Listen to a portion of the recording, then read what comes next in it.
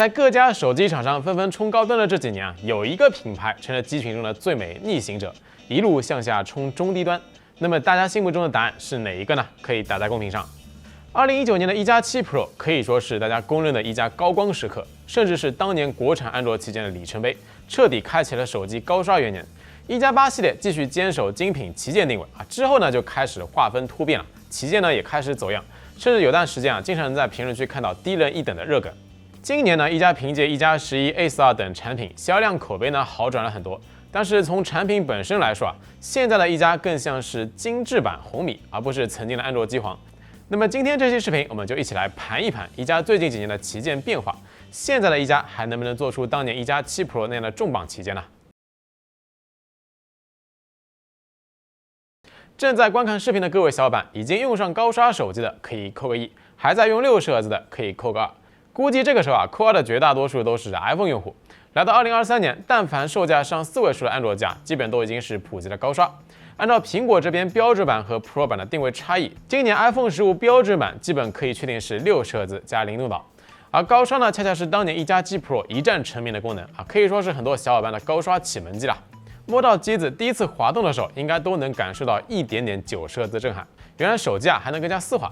一个细节呢，就是当年一加7 Pro 默认的动态壁纸也是90赫兹的啊，无形中呢进一步加强了高刷带来的丝滑感。后来呢，高刷也从旗舰标配下放到了千元级别。如果说高刷是让一加7 Pro 出圈的核心卖点，那么最终使得这台机子站稳脚跟的还是全面的核心配置。就拿颜值来说，正面放到2023年，不敢说无敌啊，也真的是没有几个对手了。双曲面加真全屏，优秀的边框控制，机械升降方案呢也不需要牺牲屏幕素质。屏下摄像头方案到现在呢，普遍还是 Full HD+ 级别的分辨率。理论上，这才是真正意义上的没有缺憾的真全屏啊，不影响局部显示效果，同时呢，也不影响前摄的清晰度。背面居中3摄简约秀气。现在的手机啊，拍照是一个比一个牛逼，但是镜头设计呢，也是一个比一个有辨识度啊。一旦设计能力掉线了，就容易变成妖魔鬼怪。独一档的2K 90赫兹真全屏、旗舰处理器、优秀的外观质感设计啊，造就了这一台对于一加具有里程碑意义的旗舰。以至于后来者也很难超越。在一加7 Pro 的辉煌之后呢，8 Pro 只能说是稳定发挥。硬件上有骁龙865 120赫兹3013屏幕，主场广齐全的影像堆料，而且外观设计依然保持了很高的水准啊！只是谁也没想到，7 Pro、8 Pro 就是截止到目前一加手机的颜值巅峰了。除了口碑2极分化的轻 OS， 一加8系列整体的表现呢，其实还不错。8T 的赛博朋克版也是保持了相当高的定制联名水准。当然，一加8系列上也出现了一些小插曲啊，比如说8 Pro 自带的一颗滤光镜头，针对这颗镜头定制的秋意滤镜，被曝光特定情况下能够透视啊。不过这次翻车呢，看似是负面信息，反倒是没有给口碑带来什么影响，还涨了一波热度。从7到8系列，一加呢也慢慢走出了数码极客圈，开始被更多的大众熟知。而这个时候呢，一加上最大的问题就慢慢暴露了。如果说你当时没有用过一加手机，那么你对于轻 OS 的印象呢，一定是简洁清爽、轻快流畅、类原生啊。可一旦买了，就可能会从买家秀变成卖家秀了。在使用过程中，很多买之前没有了解到的问题逐渐暴露出来，比如说大家熟悉的小窗、大爆炸都没有，骚扰拦截呢形同虚设，编辑桌面甚至不能多选图标。云同步支持的数据类型呢也很少，追求极简的极客呢也许能够忍啊，甚至呢就是冲着这个纯洁的系统体验来的。但是当用户群体变大之后，从其他品牌转移过来的用户啊就无法忍受了。而且呢，一加后续的系统维护也比较糟糕，更新节奏、bug 修复呢都很慢啊，就连安卓机是个都有的 OLED 细品常亮显示功能，一加这边呢都要做个1年半载。系统功能比别人少就算了啊，关键核心功能更新呢还要画饼摆烂啊，就不太能理解了。离谱的是，轻 OS 的11发布会上还花了不少时间吹禅定模式啊，比如说这个多人禅定。系统这一块口碑崩坏，最终一加是怎么解决呢？啊，与其花大力时间去改这些毛病，还不如直接把大钱给废了。从一加9开始啊，所有手机出厂预装都是 ColorOS for OnePlus， 除了降低系统维护成本，还正好顺应了一加产品定位的转变。一加9系列产品本身到宣传的整体调性发生了180度大转变，联名哈苏请代言人，铺天盖地的海报宣传啊，完全就是绿厂 Reno 系列那个路子。可能这一套在线下很吃香啊，但是对于老家友来说，这个时候一加就开始变得有点陌生了。当然，不管产品调性如何啊，只要你的配置体验到了旗舰水准，大家还是愿意买单的。但是很遗憾，一加的定位转型偏偏遇上了安卓旗舰最热的2年啊，在火龙88的努力下，这一代一加和曾经的西装暴徒啊是彻底断了关系。即便你是不玩游戏，日常使用发热，续航表现也非常糟糕。配置方面呢，上一代的超薄屏下也砍成了短焦。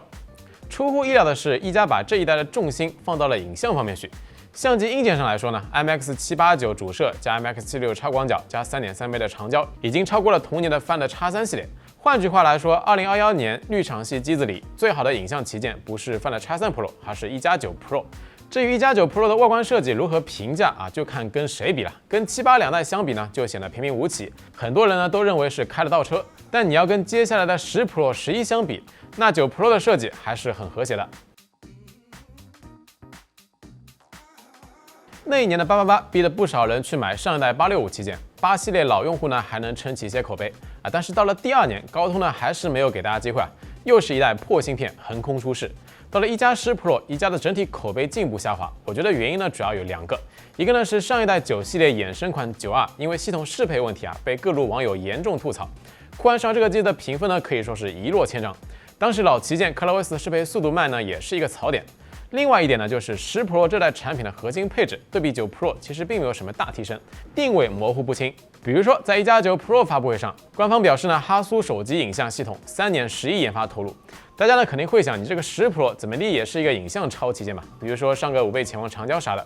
结果一加10 Pro 的摄像头规格相对于9 Pro 呢不升反降。超广角从 IMX766砍成了 JN1， 关键你其他相机规格也没啥升级啊，长焦呢还是万年的小底 3.3倍。影像拍照这块的结局就是哈苏拿来吧你。10 Pro 的外围规格上还砍了 IP68， 更恐怖的是，这时候一加的外观设计开始从巅峰走向了疯癫。从一加10 Pro 到一加 Ace， 再到一加11，每一次外观曝光呢都是从没人敢相信是真的啊，到真的是长这样。现在回头来看，ThinOS 转到 ColorOS， 可能就是一加回归绿厂的前兆。刚开始可能是想走绿厂高端线路啊，主打影像拍照，但是这个路子呢，走着走着就走没了啊。比如说一加10 Pro， 既没啥性能，也没啥设计，拍照呢也不强。再后来，一加呢又开始重新找定位，性能旗舰。谈到这块，就不得不谈一下一加近几代 Pro 的性能表现了。从7 Pro 到10 Pro， 毫无意外，游戏性能这一块最强的是8 Pro。同样，原神20分钟虚拟地图跑图测试，一加8 Pro 平均呢是 48.8帧，整机光呢是 6.4 瓦，机身最高呢是 45.7度。从3分半开始，游戏帧率上限呢就锁到了50帧左右，整体帧率稳定性呢相对更好。ThinOS 的一加7 Pro 全程没有锁帧，但是稳定性比较差，20分钟平均率呢是 44.8帧，机身最高呢是 49.2 度左右，整机光呢是 6.2 瓦。对于855平台来说，原神的压力呢确实大了些啊。另外，855平台目前最高只支持 640p 分辨率，一加9 Pro 平均呢是 44.2帧，一进游戏基本是直接锁到了50帧，整机功耗呢是 5.9 瓦，机身最高呢是 47.2 度，游戏过程中屏幕亮度还强制降到了120尼特。帧率表现最差的还是10 Pro， 20分钟平均呢是43帧，整机光呢是 6.3 瓦，机身最高呢是 48.2 度，游戏5分钟基本是直接锁到了40帧左右，可以说是又卡又热又费电。所以说性能旗舰这个定位呢，其实还是没说准。一方面是安卓性能表现看天吃饭啊，骁龙不行，你这性能能好吗？另外一方面来说，火龙之前的一加旗舰性能调度从来也没弱过。今年一加11、一加 A42、一加 A42V 等一系列产品发布之后，明眼人都发现了，一加要做的其实不是什么性能旗舰，也不再提什么不将就。现在以及将来的一加只有一个目的，那就是搅局终端机。更多的时候呢，是冲着红米爱酷去打的。年初发布的一加11 12加256GB 售价3899元，看似这款产品是冲着小米13去的，但实际上是把 K60 Pro 给打惨了。对比12加256GB 同存储容量版本的 K60 Pro 只贵了100元，但是质感高了好几个档次，实现了精准卡位。A3 呢就更不用说了，靠着更好的质感拍照充电直接把 K60 系列打懵了，全系呢被迫快速降价。而一加 A42V 呢算是一款比较尴尬的产品，本身的设计质感都挺到位，但偏偏用了天玑9000其实用天玑9000也没啥，但关键是这个机一加没把住续航拍照都调得挺烂，纯属是搬起石头砸自己脚了，被后来的红米 Note 12T、GT Neo 5这2款用骁龙7加这样的机子呢爆杀。那么回到开头的问题现在的一加还能不能做出7 Pro 这样的巅峰产品呢？